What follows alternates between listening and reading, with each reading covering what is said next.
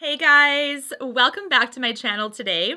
In today's video, I'm going to be sharing with you guys my hits and misses from my recent Sephora haul. I love following up after my hauls to let you guys know which products are actually working for me and which ones aren't. You guys seem to really enjoy hearing my thoughts on products so that it kind of helps you figure out if a product is going to be good for you or not to purchase. So I'm always so excited to do these follow-up videos. If you haven't checked out my Sephora haul that this video is kind of attached to, then I will leave it in the description box for you to check out. But I have collected the majority of my thoughts on these products here, so let's get right on into it. The first product I want to talk about is a primer. This is the Olehenriksen Banana Bright Face Primer. This is one I was super excited to test out and to haul because I am a huge fan of their eye cream.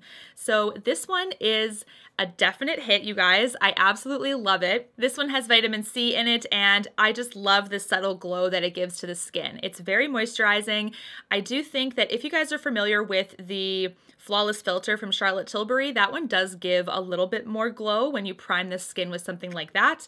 This one is a little bit more subtle, but the moisturizing piece of this one is really what shines, I would say. I've tried it with a number of foundations, and I feel like it has done wonders with all of them. So this one is a very, very easy product to pick up and use, and if you love that glow, I think you'll really love this one too. Next, I want to talk about another product that I have been using as a primer, but you can also use it as a moisturizer. This is the Dewy Skin Cream from Tatcha, and this is one that I was also super excited to pick up because I am a fan of the Dewy Skin Mist as well, but I was not a fan of the sheet mask in this Dewy Skin line. So the sheet mask is very dewy. When I was using it, I found that it was really just too much to the point where I felt super slick looking. So maybe if you have dry skin, that sheet mask will be lovely for you, but my normal skin did not like that one. This one though, I do have to be careful. Just like the Dewy Skin Mist, I have to only apply a light layer because this can get dewy really quickly. So when you apply a light layer, it's bomb. The dewiness of this is different than the Olehenriksen. Both have that glow, but this one has a tint of that golden glow kind of because it has that banana powder inspired pigment to it. So it's a slightly gold glow to it. Again, nothing that you'll see on the skin where you're like, holy Dinah, this is yellow, but this is definitely got that goldness to it, whereas this one is pure dew. So no like color tint to it at all. There's no powder pigment in this except for the cream itself. So this one, love it. It smells so nice. This purple color, it does go away on the skin. You do not get that purple undertone or anything to your skin. So this is another winner from Tatcha for me. I absolutely love it. Moving right along to another priming product. This is one that I got so many questions about, like, how are you liking this, Jenna? What do you think?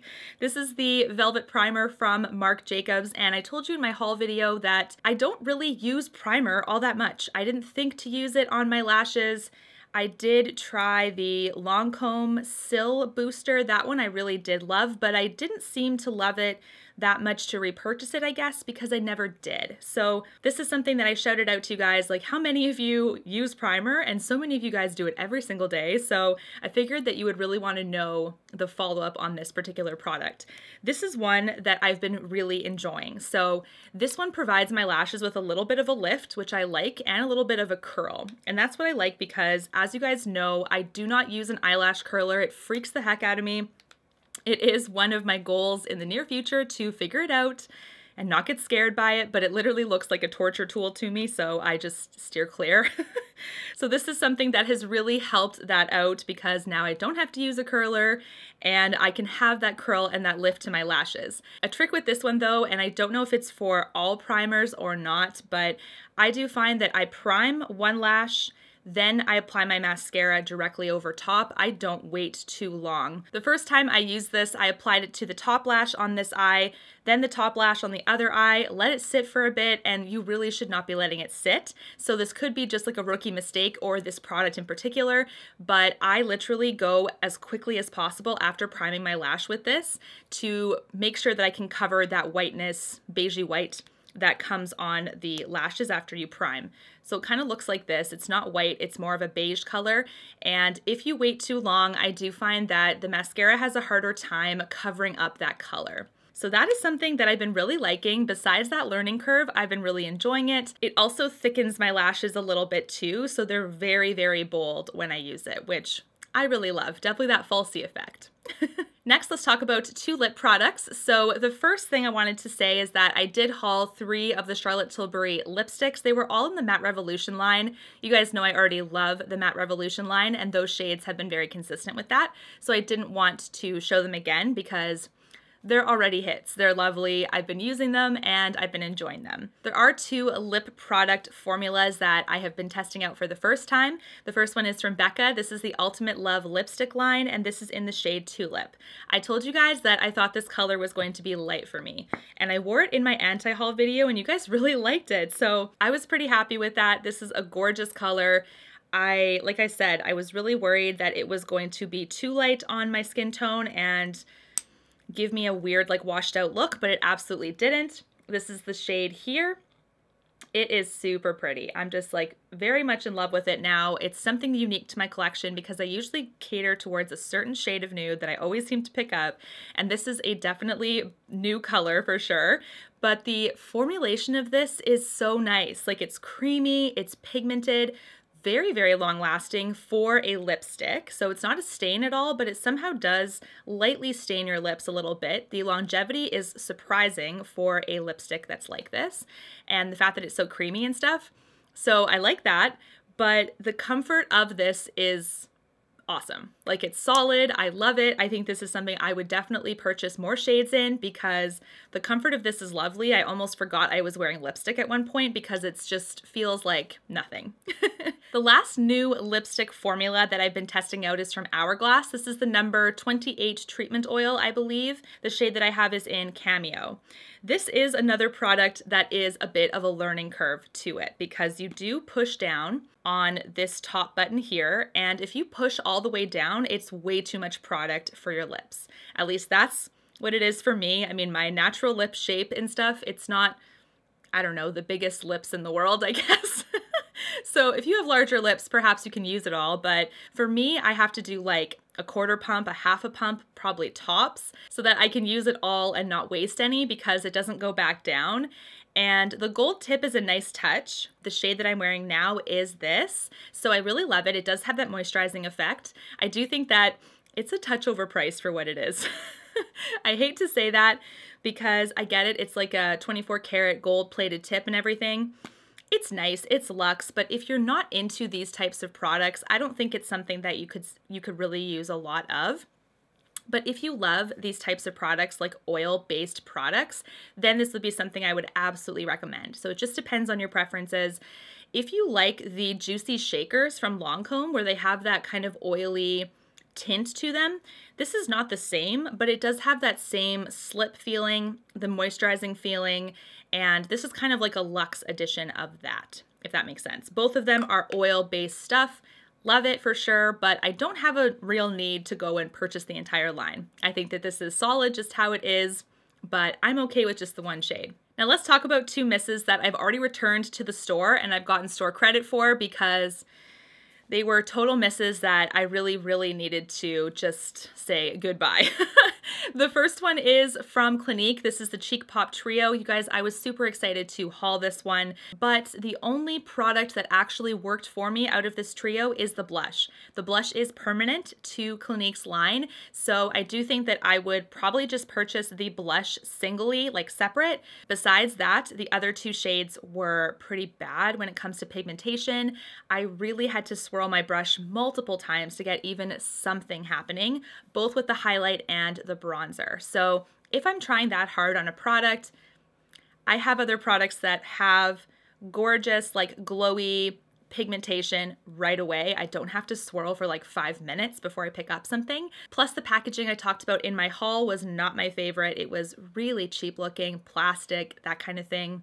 Just a no-go, so that is one that I have returned. It is a definite miss from me. The second product that was a miss for me was actually the Too Faced highlighter. It is the collaboration with Erica Jane, and you guys told me a few times in the comments that the name is actually one of her songs that she sings, and that she's a real housewife, which I didn't know. So thanks for letting me know about that, and that the name is not like Too Faced. It is one of her songs that they just put on that packaging. So that makes a whole lot of sense. Although I still think that if you're not a fan of hers and you happen to pick it up, then it would be a little bit interesting to see a name like that, you know? But when it comes to the product itself, I was super disappointed in it. First of all, I really wish I swatched the shade for you guys before I returned it, but it is a very dull gold, especially on my skin tone, and I really didn't like how it looked on my skin.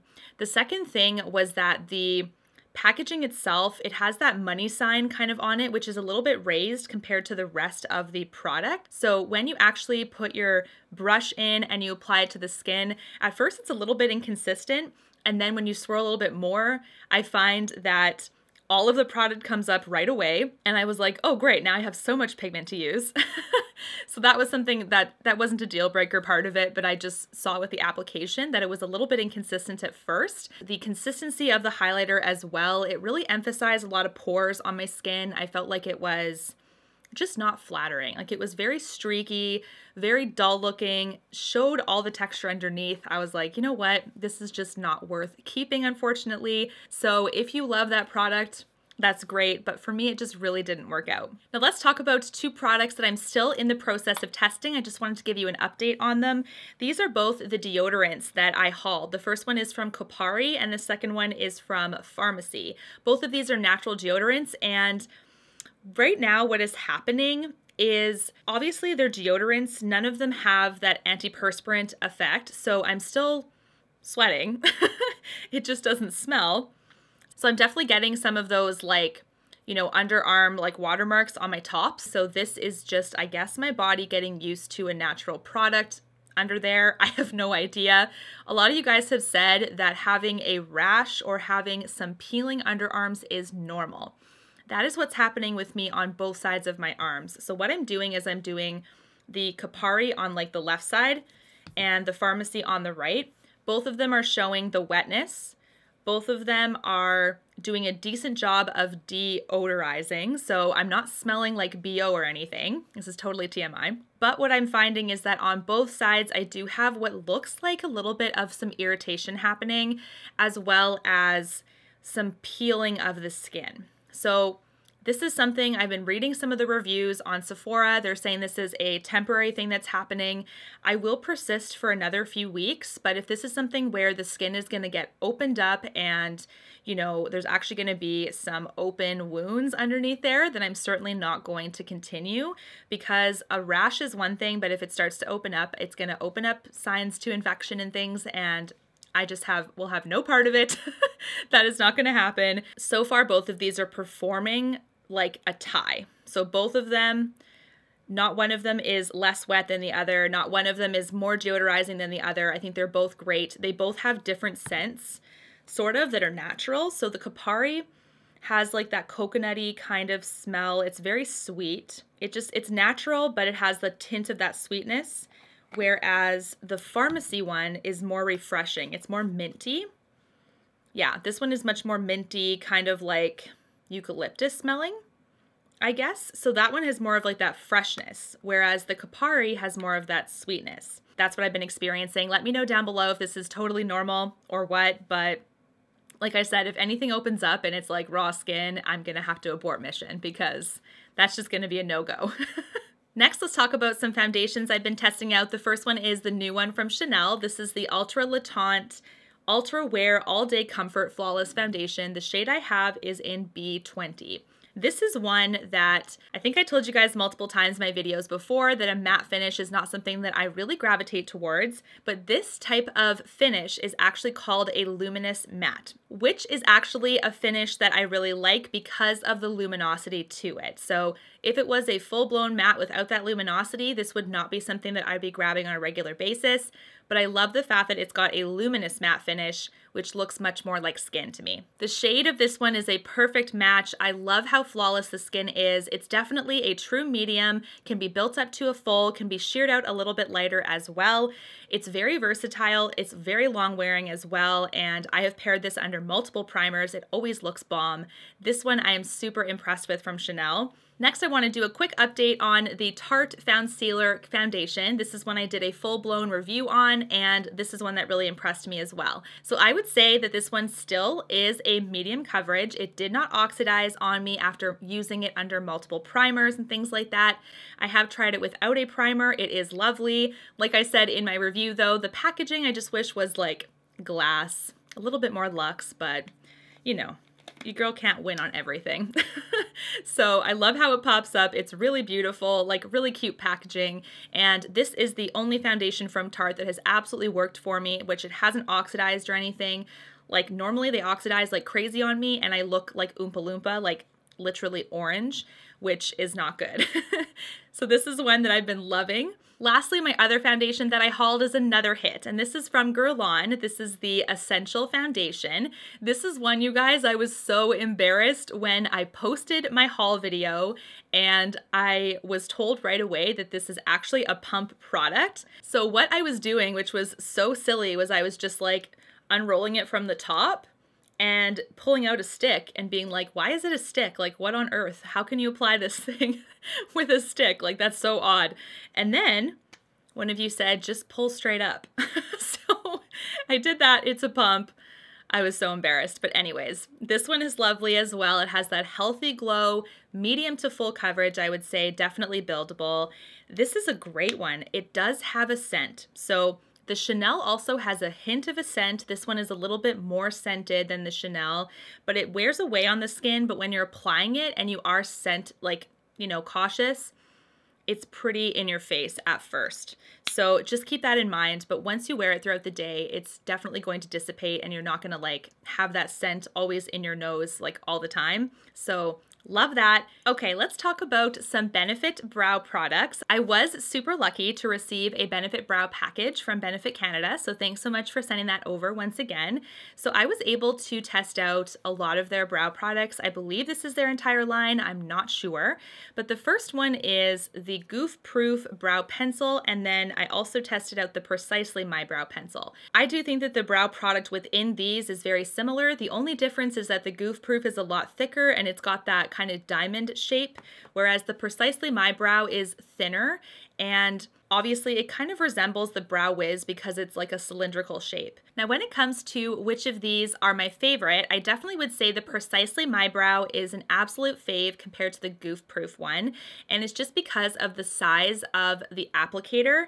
Literally that's it. The Goof Proof is just a little bit wider, and because my brows are thinner and they are smaller, I guess, I find that with the Goof Proof, it is very easy for me to get that really eyebrow pencil look because there's so much pigment applied on so much of the brow right away because my brows are so thin.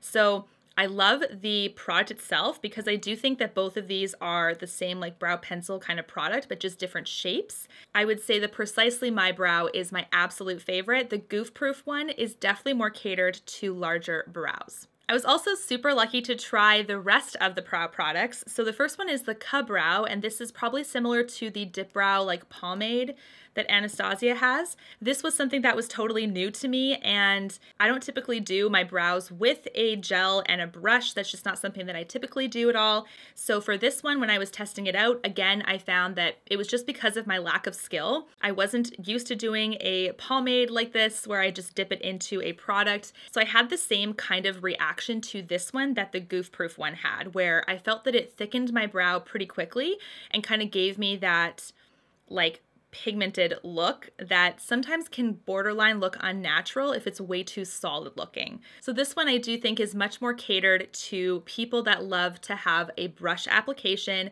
and basically take, you know, the pot here of product and then apply it with a brush. If you are not used to that, then I do think you should start with a pencil. That's what I've done. I haven't been one to do my brows with pencil or anything since a couple of years ago. So it's only really when I started doing that. And I do think personally, this is something that is a little bit more of an advanced skill. That's just my opinion. Take it or leave it for sure, but this one can get really thick really quickly, and especially because my brows are thinner and smaller, I much prefer a brow pencil. Next, I want to talk about two more of the Benefit products. The first one is the Gimme Brow Plus. This is a volumizing gel that has a little bit of a pigment to it. This one I would say is my third favorite because it's really great for every day. When you're just brushing through your brow, you want a little bit of pigment to it, but nothing crazy. You can definitely use it that way, or you can set your brow after using a pencil with this, but you'd have to be very light-handed because it has pigment on its own. I've been impressed with this one as well, but like I said, I much more gravitate towards a brow pencil, in particular the Precisely My Brow. So this one I will use on a very average day when I don't want to do my brows at all, but I still want to look put together. Lastly, I was lucky enough to test out the brow gel. So from Benefit, this one is called the 24-Hour Brow Setter.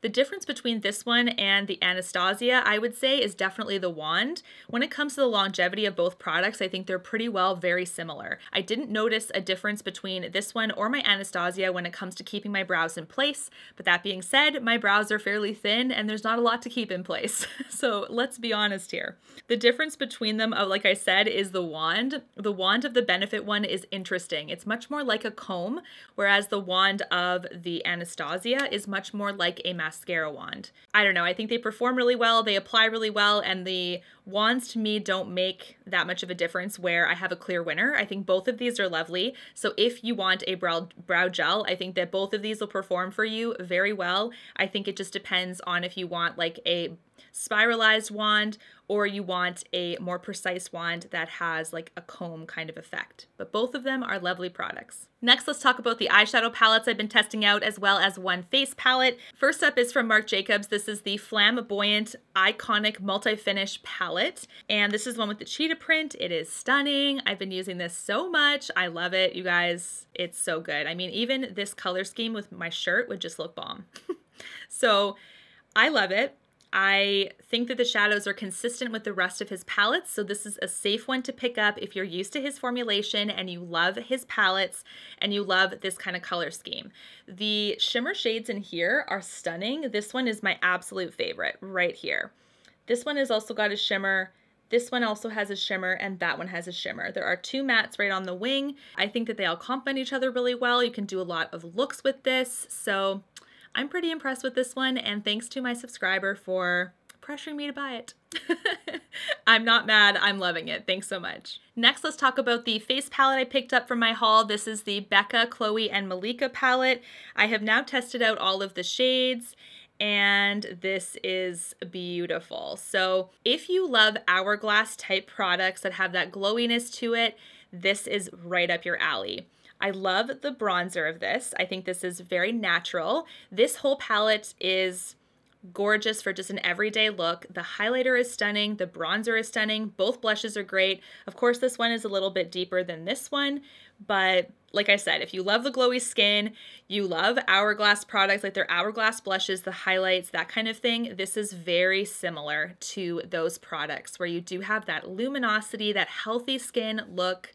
This one is great. I do not regret getting this palette. And I also have the Becca Be a Light palette, and I've been using both of them like consistently on and off. So I don't necessarily think that if you have the Be a Light, you don't need this one, because I think this is great too. So I'm a bad influence today. This one is beautiful.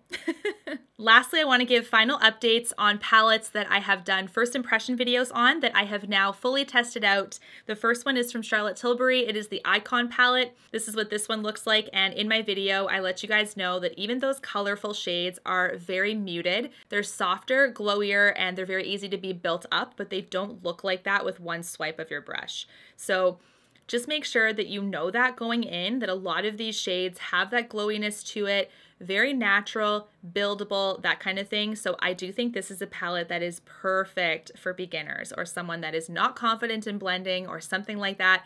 This is lovely. If you love Charlotte, you will love this. This is great. There's not one dud in here. I love it. Next, let's talk about the Tarte palette. This is the High Tides and Good Vibes palette. This is the one that has that gorgeous like fluid in the cover here. This palette is super gorgeous, like super weighty as well. I do think it has that very luxurious kind of feel to it. Of course, the 4 shades in the diagonal part of this palette are all the glitter shades. I still think you should be using a glitter glue with these. I did try them without, and the longevity was not good at at all without a glue. So when it comes to the rest of the shades, I do think that everything performs really well, with the exception of a couple of these mattes. They just need to be built up a little bit more on the eye to get like maximum impact. And that would be the Surf's Up shade, this like bluey color here, as well as the pink. So both of them just need a little bit more building up, but it's nothing crazy. So when it comes to these two, just apply a little bit more when you are creating a look with them. But other than that, I think this is a lovely palette too. I don't regret purchasing it. It's just one that I'm very excited to dive in and create looks with, especially with that glitter. Lastly, I want to do my final thoughts on the Riviera palette. This is from Anastasia Beverly Hills. And this is one, again, that if you are an Anastasia fan, you will be very happy with this palette. I do think though, when it comes to certain shades, this bright pink here, this highlighter pink, the Bahamas shade, I found to be one that will leave some staining on my lid. That is just something that I noticed I wanted to let you guys know about. But other than that, I mean, this purple has slight staining, but nothing as much as the pink. So both of those to me just leave a little bit of like an undertone. Like once you're done removing your makeup for the night, I feel like you've got a little bit of some residue there. So just keep that in mind. I would definitely prep your eyes with a concealer or a thicker primer when it comes to using those really colorful shades to kind of reduce the staining capacity of those shades. I've been using this one a lot more than I thought I would, because at first I was like, this is going to challenge me a lot with color, but it's been so easy to use that I haven't been scared to play with it. So that's amazing as well. Anyways, guys, that is it for my hits and misses when it comes to my recent Sephora haul, as well as some final updates on my first impression videos. Let me know down below, are any of these products you are thinking about purchasing? Also, if you ever have any other recommendations for products I should be picking up that you enjoy or that you're wanting a thoughts or review on, definitely let me know in the comments. I'd be happy to check it out. And until my next video, guys, take care. Thanks so much for watching. Bye, guys.